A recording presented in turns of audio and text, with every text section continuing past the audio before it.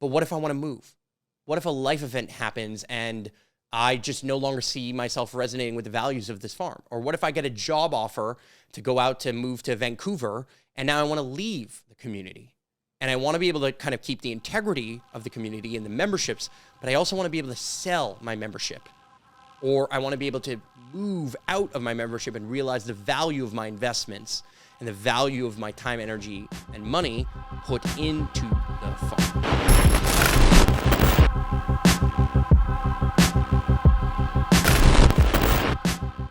And so that segments directly into the first key piece that I want to talk about here, which is the pain points of our farm. Now, I can talk about the pain points of a physical reality of our farm, right? We only this year got power that's connected to the grid. I mean, we have solar panels, we still have to install them. We need finances to do a bunch of different things. We have and experience droughts from time to time. We don't have a big giant irrigation system at the moment.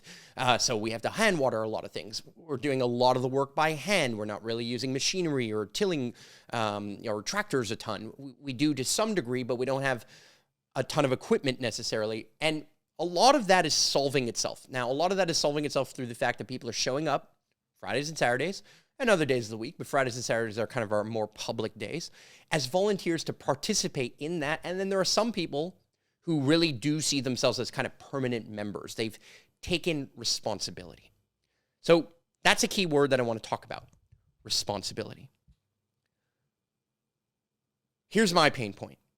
A lot of people come to the farm and they say, oh, wow, this is really great. You guys want to build a community. You have 88 acres outside of Montreal. You want to transform it in this way, but you're the owner of the farm. And so what they do is that they attribute ownership to decision-making. They attribute the way that the farm functions in the same way that they would attribute the way the farm functions or the normal business functions, which is that the owners make all the decisions and basically have all the power and all the control. Now, that to some degree is true. What I mean by that is there's always some power that's left with the people who can kind of pull the plug at any point. And I can acknowledge that you might believe, and without knowing me, that that's the case. But if you really know me, and if you've really spent enough time at the farm, what you actually understand is that my goal is to remove the bottleneck of me and the need for me to make decisions and validate other people's decisions, but instead allow that to distribute so that people can have ownership, true ownership of the success of the farm and true ability and power to exert that power on the farm itself without needing my validation, without necessarily needing my decision, but also communicating with me and or others their needs so that things don't overlap, right? So we need management of the farm, but we also want people to have ownership or have a sense of responsibility that comes with ownership. See, once you own something, you tend to take care of it, right? If you have a house and it has a leak, you fix the leak, because if you don't fix the leak, it creates a bigger problem. Well, at the farm, because people don't own it, although they do identify as being, let's say, a member or somebody who's a regular at the farm, they don't treat it the way they would if it was theirs. And they don't, and in communal settings, a lot of shared responsibility falls through the cracks. Like, who's going to wash the dishes? Well, it's not my job to wash the dishes. It's not your job to wash the dishes. But at the end of the day, we're all here, you know, kind of co-creating, co-farming together. So somebody has to wash the dishes. And so we're building the systems that make that happen. And we're kind of finding ways to appoint people to have their version of their projects be under their responsibility, right? So if, let's say I'm a beekeeper and I take care of the bees and I become a producer member, meaning I'm becoming an entrepreneur running a small business within the larger business that is the co-op and the farm, then that's very clear. But there are other things that are day-to-day occurrences like cleaning the toilets or washing the dishes or buying common infrastructure or clearing up the paths, for example, doing maintenance on the farm, cutting the grass, things like that, that fall in no one person's category. Now, in an ideal world, we would have enough revenue to pay workers to take on those responsibilities, and that's part of what we're planning on doing with memberships, the dollars that come in through membership, right? A lot of that money is going to go basically hiring certain people to take on certain roles.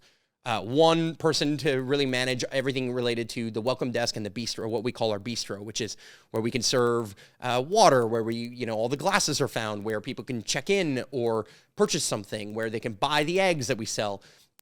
We want to have that responsibility be handed to someone who gets paid to work at least on a minimum on Fridays and Saturdays to kind of deal with the rush of what I call tourists and or members coming to the farm. But beyond that, there's so many other layers of responsibility and opportunity that we get to have. And as the biggest investor in the farm, from a money perspective, most of the farm is growing at the pace of our talent, the people who are there and find ownership and like just start making things, planting things,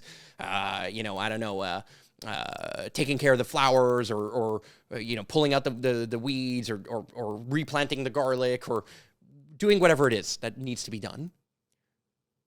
But it also runs at the pace of how much money do we have to invest in more and more common infrastructure or into getting the farm to its closer and closer state of having a communal center at the middle, kind of educational space, a place where people can gather, a place where we can host events, like I said, all those things I said, and the structure that it needs to kind of enable clear agreements between us and those who have projects that want to be executed in that way. Now, we're going through that process nicely. I think we're really headed in the right direction. I was able to invest a good amount of money to build a lot of infrastructure this year.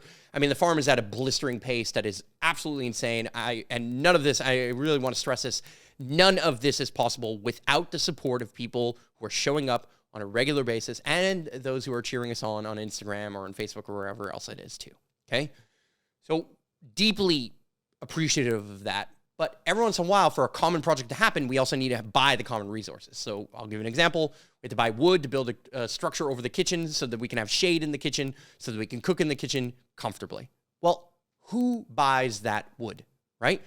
No one person in the normal system has the incentive of buying that wood other than maybe the chef.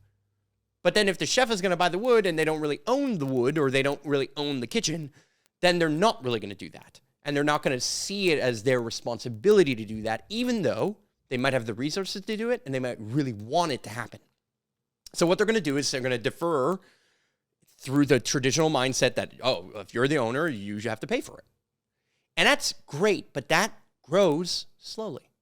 And that basically bottlenecks decision-making processes in some cases, but more importantly, I don't want to say more importantly, equally importantly, investments in the farm being at the pace of cash flow that I get to be able to put into it.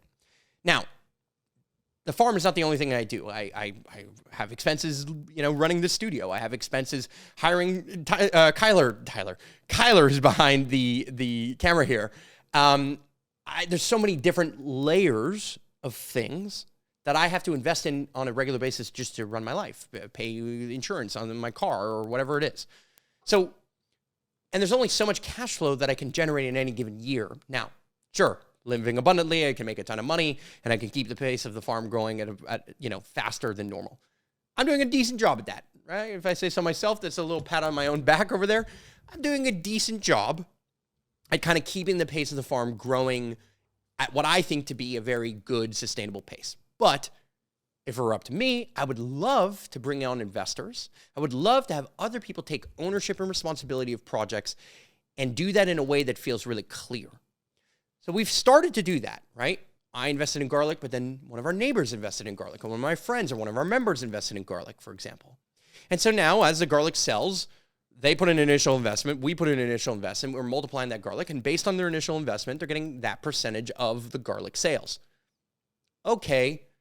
That's fairly clear. It could get messy and complicated, but that's very small. It's very minute. It's not the biggest expense isn't the fact that we need more money for garlic, right? It's not really the thing that's slowing us down. It's more the common infrastructure, like I said, the wood, or who builds the washing station, or who upgrades the internet, and who pays the insurance. Those types of expenses are harder to divide, and they're harder to allocate to any one person or any one project, even though there might be, like I said, we're building an umbrella of projects and we're running an umbrella organization for those projects to begin with. So my pain point is that a lot of people ask me for permission to do everything. And that's normal. It's natural. It's part of how we operate in society. If you come to my house, you're going to ask me whether or not you need to keep your shoes on when you walk in or whatever it is, right? You're going to have, it's a form of respect that you're showing to the people who have come before you or to the people who are running whatever space you're walking into, that you're going to follow the rules in the same way you follow the rules if you go to a bar or a club, or whether you go to a museum. Like, there are rules, and those rules are established by the management of those places. Great. But now what, right? How can we move past that? How can I get out of the way and enable the creative genius and superpowers of other people? And the truth is that crypto, and particularly blockchain, the technology of blockchain, is a way of creating decentralized power and decentralized trust. See, here's the thing. When you're investing in a company that's run traditionally, you have to trust the management, you have to trust the team, you have to trust the vision, you have to believe in the business plan, you have to believe in the direction and the product or services they're providing, whatever it is. And you have to trust that what they're going to put in their books or how they're going to run their company is honest, right? So that you as the investor feel secure that all the money that ran through the company is actually going through the company, and you're going to get paid out the cut that you should get paid out through dividends or whatever else it is. Now, the investor is always looking to align the entrepreneurs and the owners of the business or the operators of the business in line with their needs. Meaning, if you guys get paid out, I get paid out, and everyone wins. And entrepreneurs want to fulfill that, because if they do, then they can get the next round of investment, or they can grow the company and do all the other things. Great. I think we're doing that, but we're doing that at a pace that's slow because we don't have enough revenue to really attract a ton of investment, because a farm takes time. Like, we planted 101 cherry trees last week or 2 weeks ago. And at the exact same time, planting 101 cherry trees that are this big is going to take 7 years before we get the first cherries, maybe, right? Or 6 years, or whatever amount of years. And realistically, the pace that cherries are going to pay us back is not quite worth investing in at this moment. Now, like I said in the last episode, there are other things that are worth investing in, like the value of the real estate, the value of ancillary businesses on the farm, and the people and the talent on the farm, right? So that creates the case for why people would want to become a member. But why would you want to get involved today? And then why should you trust me? Right? I'm managing the farm alongside others, but I'm clearly one of the key managers. Why should you trust me? And what if you don't trust me all of a sudden? What if you say, I want to invest, but I also want to weigh out quickly, but I also want to weigh in quickly? And the fastest way to do that in a way that is decentralized is to put all the records of who owns what in the blockchain in the form of potentially crypto, right? And a series of a systems exchange, potentially NFTs, which I'm going to get to, but also, more importantly, smart contracts. Contracts that essentially say that when this thing happens, this other thing happens. So let me explain how that scales into NFTs, and then I'll get into why I think NFTs can be linked to membership and why I think that's super important. And then I'll get into the crypto side of things and crowdfunding and those different directions. So again, our vision is to make a 150-person community. We can scale at the pace of me, the member, the core investor, and maybe a couple of other investors. We can scale at the pace of generosity in terms of donations or gifts and time, energy, resources, volunteer hours. And that's great, but that's not allowing us the vehicles of finance that traditional companies use to scale into a bigger vision. And if you've looked at any real estate development, for example, or even farm development that is scaling beyond just a small farm, they need funding, and they need to make development plans, which cost a lot of money. Hire an urbanist, hire an architect, hire an engineer, hire this person, that person. But that cost relative to the value of the potential project, if we're going to build a bunch of farm homesteads and have a bunch of owners of homes that also have a backyard farm that they can farm themselves, or that they can pay or participate in paying through the purchase of the land, but also through their activity or their financial contributions as members, to have that land managed, and they can share in the profits of their farm and the greater farm as a whole, right? Their land and the money made off their land or what's grown on their land, and their talent, potentially, if they're using that directly with the farm, and the money of the farm itself. Great. That sounds interesting to an investor who hears that. They're saying, yes, that's interesting, but what if I want to move? What if a life event happens and I just no longer see myself resonating with the values of this farm? Or what if I get a job offer to go out to move to Vancouver and now I want to leave the community? And I want to be able to kind of keep the integrity of the community and the memberships, but I also want to be able to sell my membership.